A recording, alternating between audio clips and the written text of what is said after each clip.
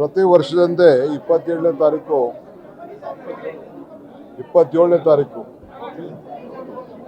June 27ನೇ ತಾರೀಕು ಕೆಂಪೇಗೌಡ ದಿನಾಚರಣೆ ಆಚರಣೆ ಬಗ್ಗೆ ಸಭೆಯನ್ನು ಕರೆಯುವಂಥ ವಾಡಿಕೆ, ಯಾವ ರೀತಿ ಮಾಡಬೇಕು, ಏನೇನು ಸಲಹೆಗಳನ್ನು ತೆಗೆದುಕೊಳ್ಬೇಕು ಅಂತೇಳಿ ಎಲ್ಲ ಸಂಘಟನೆಗಳನ್ನು ಕರೆಸಿ ನಾವೆಲ್ಲ ಚರ್ಚೆ ಮಾಡ್ತಾಯಿದ್ದೆವು. ಅದೇ ರೀತಿ ಇವತ್ತು ಕೂಡ ಎಲ್ಲ ಕರೆಸಿ ಚರ್ಚೆ ಮಾಡಿದ್ದೇವೆ.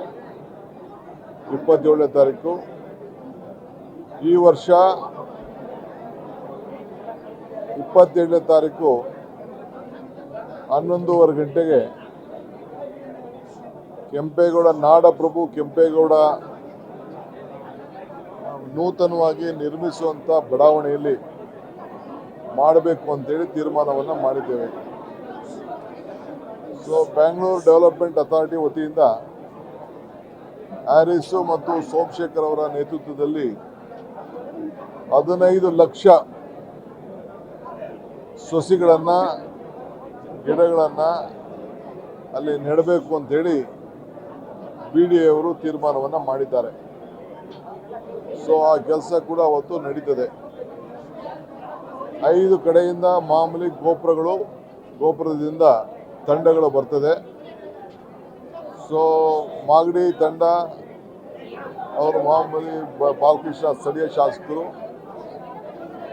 ಹುಲಿಯದುರ್ಗ ಕಡೆಯಿಂದ ರಂಗನಾಥ್ ಅವರು, ಸೊ ದೇವನಹಳ್ಳಿ ಕೆಂಪೇಗೌಡ ವಿಮಾನ ನಿಲ್ದಾಣದಲ್ಲಿ ಏನು ಒಂದು ಪುತ್ಥಳಿ ಇದೆ, ಅಲ್ಲಿ ಕಾರ್ಯಕ್ರಮವನ್ನು ನಮ್ಮ KH ಮುನಿಯಪ್ಪನವರು ವಹಿಸ್ತಾರೆ.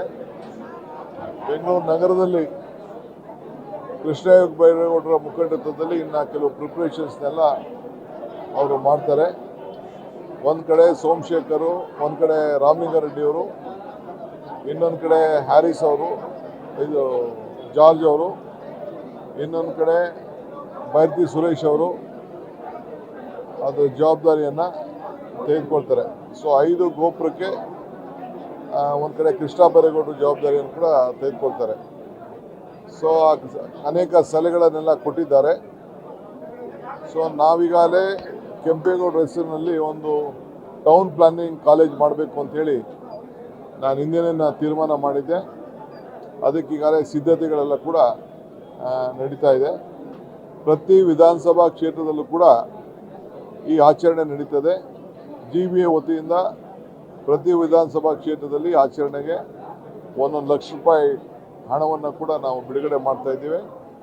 ಆಮೇಲೆ ಇಲ್ಲೂ ಕೂಡ ಬೆಂಗಳೂರು ನಗರದಲ್ಲಿ ಅದಾದ ಮೇಲೆ ಮತ್ತೆ ಒಂದೊಂದು ವಾರ್ಡಲ್ಲೂ ಕೂಡ 369 ವಾರ್ಡಲ್ಲೂ ಕೂಡ ಅಲ್ಲೂ ಕೂಡ ಒಂದೊಂದು ಕಾರ್ಯಕ್ರಮವನ್ನು ಅವರಿಗೆ 1 ಲಕ್ಷ ರೂಪಾಯಿ ಕೊಟ್ಬಿಟ್ಟು ಅಲ್ಲೂ ಕೂಡ ಒಂದೊಂದು ಕಾರ್ಯಕ್ರಮವನ್ನು ಅವತ್ತಲ್ಲ ಇನ್ನೊಂದು ದಿನ ನಡೆಸಲಿಕ್ಕೆ ಒಂದು ಟೈಮ್ಗಳನ್ನ ನಿಗದಿ ಮಾಡಿ ಬೆಂಗಳೂರು ನಗರದ ಮಂತ್ರಿಗಳು ಅದಕ್ಕೆ ತೀರ್ಮಾನವನ್ನು ಮಾಡ್ತಾರೆ. ಈ ಒಂದು ಮತ್ತು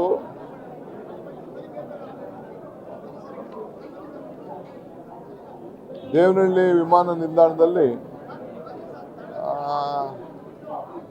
ಥೀಮ್ ಪಾರ್ಕನ್ನು ಅದು ಕಂಪ್ಲೀಟ್ ಆಗಿದೆ, ಅದನ್ನು ಸಾರ್ವಜನಿಕರಿಗೆ ಅವಕಾಶ ಮಾಡಿಕೊಡ್ಬೇಕು ಅಂತೇಳಿ ಈಗಾಗಲೇ ಕೃಷ್ಣ ಬೈರೇಗೌಡರು ಅದರ ರೆಸ್ಪಾನ್ಸಿಬಿಲಿಟಿ ತೆಗೆದುಕೊಂಡು ಜಲ್ದಿ ಮುಗಿಸ್ಲಿಕ್ಕೆ ಅವರು ಈಗಾಗಲೇ ಕಾರ್ಯಕ್ರಮ ರೂಪಿಸಿದ್ದಾರೆ. ಆ ಕೆಲಸ ಕೂಡ ಆಗ್ತದೆ. ಯಾರು ಸ್ವಾಮಿಗಳು, ಯಾರು ನಾಯಕರುಗಳನ್ನ ಯಾರು ಆಹ್ವಾನಿಸ್ಬೇಕು ಅಂತೇಳಿ ಕೃಷ್ಣ ಬೈರೇಗೌಡರು ಆ ಜವಾಬ್ದಾರಿ ತೆಗೆದುಕೊಂಡು ಅದನ್ನು ಮಾಡ್ತಾರೆ. ಸಂಘಟನೆಗಳು ಕೂಡ ಅವರೇ ಸಂಪರ್ಕವನ್ನು ಇಟ್ಕೊಂಡು ಎಲ್ಲೆಲ್ಲಿ ಜವಾಬ್ದಾರಿ ತೆಗೆದುಕೊಂಡು ಮಾಡ್ತಾರೆ. ವಕೀಲರ ಸಂಘದವರು ಕೂಡ ಅವರು ಪ್ರತ್ಯೇಕವಾಗಿ ಅವ್ರದ್ದೊಂದು ತಂಡ ಎಷ್ಟಿದೆ ಅದು ಸಂಪೂರ್ಣವಾದ ಜವಾಬ್ದಾರಿ ಅವರು ಕೂಡ ತೆಗೆದುಕೊಂಡಿದ್ದಾರೆ. ಇದಲ್ಲದೆ ಬರೀ ಒಂದು ಜಾತಿ ಒಂದು ಧರ್ಮಕ್ಕೆ ಸೀಮಿತ ಅಲ್ಲ, ಬೆಂಗಳೂರು ನಗರ ಮತ್ತು ರಾಜ್ಯಕ್ಕೆ ಆಸ್ತಿ ಕೆಂಪೇಗೌಡರು. ಸೊ ಎಲ್ಲ ಜಾತಿ, ಎಲ್ಲ ಧರ್ಮ, ಎಲ್ಲ ವರ್ಗ, ಎಲ್ಲ ಸಂಘಟನೆಯವರು ಸೇರಿ ಈ ಕಾರ್ಯಕ್ರಮ ಮಾಡಬೇಕು ಅಂತೇಳಿ ಎಲ್ಲರೂ ಕೂಡ ಸಲಹೆ ಕೊಟ್ಟಿದ್ದಾರೆ. ಆ ರೀತಿ ಅವರು ಮಾಡ್ತಾರೆ. ಮುಂದಕ್ಕೆ ಕೃಷ್ಣ ಬೈರೇಗೌಡರು ಮತ್ತು ಸ್ಥಳೀಯ ಮಂತ್ರಿಗಳು, ಶಾಸಕರು, ಎಲ್ಲ ಶಾಸಕರು ಕೂಡ ಇಲ್ಲಿ ಆಹ್ವಾನಿಸ್ತೀವಿ. ಅವರೇ ಜವಾಬ್ದಾರಿ ತೆಗೆದುಕೊಳ್ತಾರೆ. ಆ ಸಂಘಟನೆಯನ್ನು ಅವರು ಮುಂದುವರಿಸ್ತಾರೆ.